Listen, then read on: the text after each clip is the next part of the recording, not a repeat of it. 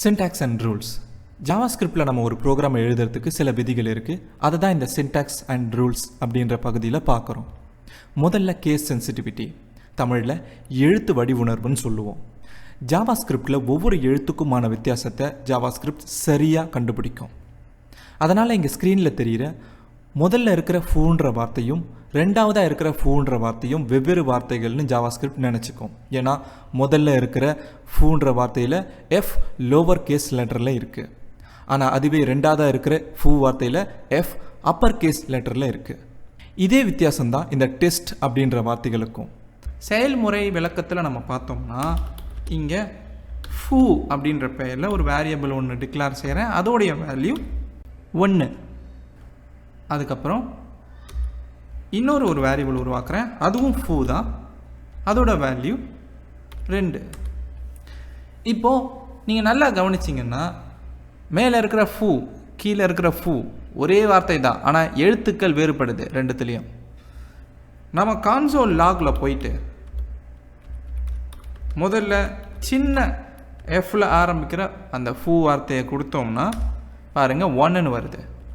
அதுக்கப்புறம் பெரிய எஃப் எழுத்தை கொண்ட அந்த வார்த்தையை கொடுத்தோம்னா 2ன்னு வருது. ஆக ஜாவாஸ்கிரிப்டுக்கு நல்லா தெரியுது ரெண்டுமே ஒரே வார்த்தையாக இருந்தாலும் எழுத்துக்கள் வேறுபடுது. இதுதான் கேஸ் சென்சிட்டிவிட்டி. இதனால் நீங்கள் ஜாவாஸ்கிரிப்டில் ஏதாவது ஒரு ஃபங்க்ஷனுக்கோ அல்லது வேரியபிள்களுக்கோ பெயர் வைக்கும் போது ரொம்ப கவனமாக எழுத்துக்களை கவனிக்கணும். அடுத்தது ஸ்டேட்மெண்ட்ஸ்.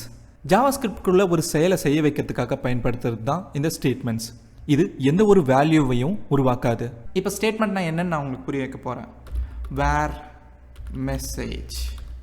இப்போது இது ஒரு ஸ்டேட்மெண்ட். இது மெசேஜுங்கிற வேரியபிளை உருவாக்கும். அடுத்தது message equal to hello world. இப்போது இது இன்னொரு ஸ்டேட்மெண்ட். மெசேஜின்ற அந்த வேரியபிள்குள்ளே ஹலோ வேர்ல்ட் அப்படின்ற வார்த்தைகளை வேல்யூவாக கொடுக்குது. அடுத்து console log, இதுக்குள்ள மெசேஜ். இப்போது இதுவும் ஒரு ஸ்டேட்மெண்ட் தான். கான்சோல்ன்ற ஆப்ஜெக்டில் இருக்கிற லாக்ன்ற ஃபங்க்ஷனுக்குள்ளே மெசேஜின்ற வேரியபிளை நம்ம உள்ளே கொடுக்குறோம். இப்போது அந்த ஃபங்க்ஷன் என்ன பண்ணோன்னா அதுக்குள்ளே கொடுத்த வேல்யூவை வெளியிடும். ஆக இப்போ நம்ம பார்த்துருக்கிறது 3 வெவ்வேறு விதமான ஸ்டேட்மெண்ட்ஸ். ஒன்று வேரியபிளை உருவாக்குது, இன்னொன்று வேரியபிள்குள்ளே வேல்யூவை அசைன் பண்ணுது, மூணாவது அந்த வேரியபிளோட வேல்யூவை காட்டுது. அதோட இந்த மாதிரி ஸ்டேட்மெண்ட்ஸ்களில் தேவைப்பட்டால் நம்ம செமிகாலனை பயன்படுத்துவோம். இங்கே நீங்கள் நல்லா கவனிச்சிங்கன்னா இந்த ரெண்டாவது ஸ்டேட்மெண்ட்டுக்கு நான் செமிகாலன் வைக்கல. ஏன்னா இந்த ஒரே ஒரு வரியில் நான் ஒரே ஒரு ஸ்டேட்மெண்ட் தான் வச்சுருக்கிறேன். இதே ஒரே வரியில் நான் 2-3 ஸ்டேட்மெண்ட் வைக்கிறேன்னா அப்போ தான் நான் செமிகாலனை பயன்படுத்தணும். செமிகாலன் ஒரு ஸ்டேட்மெண்ட்டோடைய முடிவை குறிக்கிறதுக்கு இதை பயன்படுத்துவோம். இது மல்டிலைன் ஸ்டேட்மெண்ட்களுக்கு தேவைப்பட்டால் தான் படும். இங்கே பார்த்தீங்கன்னா நம்ம மல்டிலைன் ஸ்டேட்மெண்ட்ஸ் தான் பயன்படுத்தியிருக்கோம். இங்கே ஒரு வரியில் ஒரு ஸ்டேட்மெண்ட் தான் இருக்குது. ஆனால் இந்த மாதிரி சூழ்நிலையில் ஒவ்வொரு ஸ்டேட்மெண்ட்டுக்கும் முடிவில் நம்ம செமிகாலன் கொடுக்கறது ஆப்ஷனல். அதாவது தேவைப்பட்டால் கொடுக்கலாம், இல்லைனா கொடுக்காமலும் இருக்கலாம். இப்போ நீங்கள் பார்க்குற இதே உதாரணத்தை நான் செமிகாலன் இல்லாமலும் என்னால் கொடுக்க முடியும். இந்த மாதிரி பார்த்தீங்கன்னா செமிகாலன் இல்லாமலும் இந்த 3 ஸ்டேட்மெண்ட்டும் வேலை செஞ்சு அந்தந்த அவுட்புட்டை கொடுக்குது. ஆனால் சிங்கிள் லைன் ஸ்டேட்மெண்ட்டாக இருந்தால் நிச்சயமாக இந்த செமிகாலனை நீங்கள் கொடுத்தாகணும். இப்போ இதே உதாரணத்தை நம்ம ஒரே வரியில் செஞ்சால் என்ன நடக்கும் அப்படின்னு பார்க்கலாம். முதல்ல வேர் மெசேஜ், அப்புறம் message equal to hello world, அப்புறம் console .log, அதுக்குள்ள மெசேஜ் வேரியபிள். இப்போது நான் இந்த லைனை என்ட்ரு பண்ணி எக்ஸிக்யூட் பண்ணேன்னு வச்சுக்கோங்க, சின்டாக்ஸ் எரர் வரும். ஏன்னா நம்ம ஒரே வரியில் ஒன்றுக்கு மேற்பட்ட ஸ்டேட்மெண்ட்களை பயன்படுத்தியிருக்கோம். இந்த மாதிரி சூழ்நிலைகளில் நீங்கள் செமிகாலனை பயன்படுத்தாமல் இந்த மாதிரி ஒன்றுக்கு மேற்பட்ட ஸ்டேட்மெண்ட்களை கொடுக்க முடியாது. ஆக நம்ம ஒவ்வொரு ஸ்டேட்மெண்ட்டோடைய முடிவுலையும் இந்த மாதிரி செமிகாலன் வச்சு எக்ஸிக்யூட் பண்ணால் நிச்சயமாக அவுட்புட் வரும். ஆக செமிகாலனை சிங்கிள் லைனில் மல்டிபிள் ஸ்டேட்மெண்ட்டை பயன்படுத்தும் போது நிச்சயமாக பயன்படுத்தணும். ஆனால் மல்டி லைன் ஸ்டேட்மெண்ட்டில் தேவைப்பட்டால் படும், இல்லைன்னா விட்டுடலாம். எக்ஸ்பிரஷன்ஸ். எக்ஸ்பிரஷன்ஸுங்கிறது சிறிய அளவு உள்ள கோட் அது வேல்யூவை உருவாக்கும். இப்போ இதை புரிஞ்சுக்கணுன்னா இந்த இடத்துல 5 அப்படின்னு சொல்லிட்டு என்டர் பண்ணுறேன். இப்போ இது ஒரு எக்ஸ்பிரஷன், ஏன்னா இது 5ன்ற வேல்யூவை வெளியில் தருது. அடுத்து 5 + 15 அப்படின்ற எக்ஸ்பிரஷனை கொடுக்குறேன். இப்போ இது பாருங்கள் 20ங்கிற ஒரு வேல்யூவை நம்மளுக்கு தருது, இதுவும் ஒரு எக்ஸ்பிரஷன். அப்புறம் ஹலோ கூட்டல் வேர்ல்டு அப்படின்ற வார்த்தையை கொடுத்து என்டர் பண்ணுறேன். பார்த்தீங்கன்னா ஹலோ வேர்ல்டு அப்படின்ற ஒரு வேல்யூவை கொடுக்குது, ஸ்ட்ரிங் வேல்யூ. ஆக இதுவுமே ஒரு எக்ஸ்பிரஷன். ஆக இந்த 3மே எக்ஸ்பிரஷன்ஸ் தான். எதெல்லாம் வேல்யூவை ப்ரொடியூஸ் பண்ணுதோ அதெல்லாம் தான் எக்ஸ்பிரஷன்ஸ். நம்ம எக்ஸ்பிரஷன்ஸை ஒரு ஃபங்க்ஷனுடைய ஆர்கியூமெண்ட்டாக கொடுப்போம், அல்லது ஒரு வேரியபிள் உருவாக்குற இடத்துல கொடுப்போம்.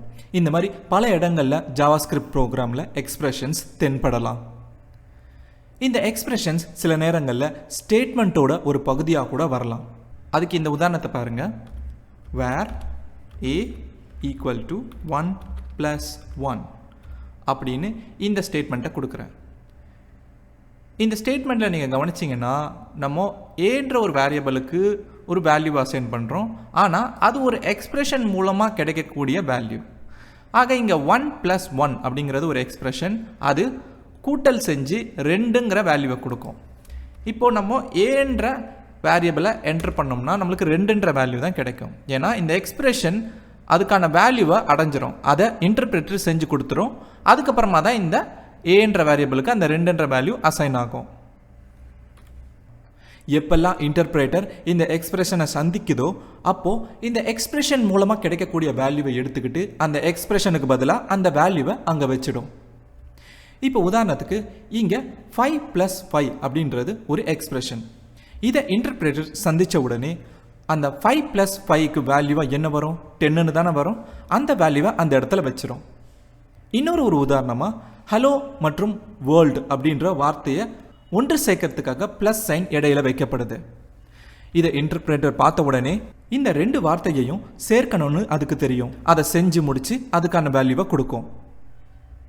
இப்படி தான் இன்டர்பிரேட்டர் எக்ஸ்பிரஷனை சந்திக்கும் போது எக்ஸ்பிரஷன் மூலமாக கிடைக்கக்கூடிய வேல்யூவை நமக்கு திரும்ப தரும்.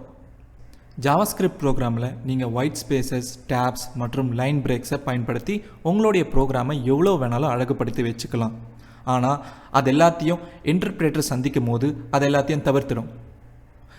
இப்போ உதாரணத்துக்கு இங்கே 2 ஸ்டேட்மெண்ட் இருக்குது. இதில் வேர் பின்ற ஸ்டேட்மெண்ட் கீழே வரணுன்றதுக்காக லைன் பிரேக்கை பயன்படுத்தியிருக்காங்க. ஆனால் இதை இன்டர்பிரேட்டர் சந்திக்கும் போது அந்த லைன் பிரேக் எல்லாத்தையும் தவிர்த்துட்டு தான் இந்த ப்ரோக்ராமை எக்ஸிக்யூட் பண்ணும். அப்புறம் எதுக்காக இந்த ஒயிட் ஸ்பேஸ், டேப்ஸ் மற்றும் லைன் பிரேக்ஸ் எல்லாம் பயன்படுத்துகிறோன்னு நீங்கள் கேட்பீங்க. ஏன்னா மனித கண்களுக்கு நம்மளுடைய ஜாவாஸ்கிரிப்ட் ப்ரோக்ராம் ரொம்ப தெளிவாக புரியணுன்றதுக்காக தான். இப்படி லைன் பிரேக்ஸ், ஒயிட் ஸ்பேசஸ் இதெல்லாம் பயன்படுத்தும் போது உங்கள் ப்ரோக்ராம் ரொம்ப தெளிவாக இருக்கும், மற்றவங்களாலையும் அதை புரிஞ்சுக்க முடியும் அப்படின்ற ஒரு விஷயத்துக்காக தான் நம்ம அதை பயன்படுத்துகிறோம். இதே மாதிரி இன்டர்பிரேட்டர் இன்னொரு விஷயத்தை தவிர்க்கும், அதுதான் கமெண்ட்ஸ். கமெண்ட்ஸுங்கிறது நம்மளுடைய ப்ரோக்ராமில் ஏதாவது ஒரு கோடுடைய பகுதியில் நம்ம ஒரு சில குறிப்புகளை எழுதி வச்சுக்கிறதுக்காக பயன்படுத்துறது. இந்த கமெண்ட்ஸில் 2 வகை இருக்குது. ஒன்று சிங்கிள் லைன் கமெண்ட். இந்த சிங்கிள் லைன் கமெண்ட் ஆரம்பிக்கும் போது 2 ஸ்லாஷஸ் இருக்கணும். அதுக்கு அடுத்து அந்த லைன் முடிகிற வரைக்கும் நம்ம இடையில கொடுக்கறது எல்லாமே கமெண்ட்ஸாக எடுத்துக்கப்படும். இப்போ உதாரணத்துக்கு இங்கே பார்த்தீங்கன்னா this is a single line comment. பார்த்தீங்கன்னா பச்சை கலரில் இந்த எழுத்துக்கள் வந்திருக்கு. இது ஏன் இந்த நிறத்தில் வந்திருக்குன்னா இது கமெண்ட்டுங்கிறத அது நம்மளுக்கு தெரிவிக்குது. இப்போ என்ட்ரு கொடுத்தா நம்மளுக்கு எந்த அவுட்புட்டும் கிடைக்காது, ஏன்னா இது ஒரு கமெண்ட். இதே விஷயத்தை நீங்கள் இந்த ஜாவாஸ்கிரிப்ட் ஃபைல் இருக்கு இல்லையா, hello-world.jsன்னு சொல்லிட்டு ஒன்று உருவாக்கி வச்சுருந்தோம்ல, அங்கே கூட நீங்கள் போட்டு வைங்க. அங்கேயும் இதே மாதிரி தான் பச்சை கலரில் தெரியும். ஆக இந்த எந்த ஒரு எழுத்துக்களுமே நம்மளுடைய இன்டர்பிரேட்டர் எடுத்துக்காது. இதுக்கு அடுத்து வர இந்த அலர்ட்டுங்கிற இந்த ஒரு ஸ்டேட்மெண்ட்டை தான் அது எடுத்துக்கும். இப்போ இதுக்கான அவுட்புட்டை பார்க்குறதுக்கு நம்ம இந்த index.html ஃபைலை ப்ரௌசரில் ஓப்பன் பண்ணி பார்ப்போம். பார்த்திங்கன்னா ஹலோ வேர்ல்டு ஃப்ரம் ஜாவாஸ்கிரிப்ட்ன்ற டயலாக் பாக்ஸ் மட்டும்தான் வந்திருக்கு. எங்கேயுமே நம்ம கொடுத்த கமெண்ட் ஆனது வரல, கான்சோல் லாக்லேயும் வரல. ஆக கமெண்ட்டோட பயன்பாடே நம்ம சில விஷயங்களை குறித்து வச்சுக்கணுன்றதுக்காக மட்டும்தான். ஒரே ஒரு வரியில் நம்ம குறிப்புகளை எழுதி வச்சுக்கணும்னு நினச்சா இந்த சிங்கிள் லைன் கமெண்ட்டை நம்ம பயன்படுத்தலாம். ஆனால் இந்த வகை கமெண்ட்டால் அடுத்தடுத்த வரியில் கமெண்ட்டை சேர்த்துக்க முடியாது. இந்த ஒரு காரணத்துக்காகவே மல்டி லைன் கமெண்ட் ஆனது கொண்டு வரப்பட்டுச்சு. இந்த மல்டி லைன் கமெண்ட்டுக்கு நம்ம ஆரம்பிக்கும் போது ஸ்லாஷ் மற்றும் ஆஸ்ட்ரிக் சிம்பிளை பயன்படுத்தணும். அப்புறம் முடியும் போது ஆஸ்ட்ரிக் மற்றும் ஸ்லாஷ் சிம்பிளை பயன்படுத்தணும். இதுக்கு இடையில நீங்கள் கொடுக்குற எல்லா வார்த்தைகளும் மல்டி லைன் கமெண்ட்களாக எடுத்துக்கப்படும். இங்கே பார்த்தீங்கன்னா ஒன்றுக்கு மேற்பட்ட வரிகளில் கீழே கீழேன்னு கொடுத்துக்கிட்டே போகலாம். இது கான்சோலில் எப்படி நம்ம பயன்படுத்துறதுனா ஸ்லாஷ் ஸ்டார் அப்புறம் திஸ் இஸ் அப்படின்னு இங்கே சில வார்த்தைகளை கொடுத்துட்டேன்.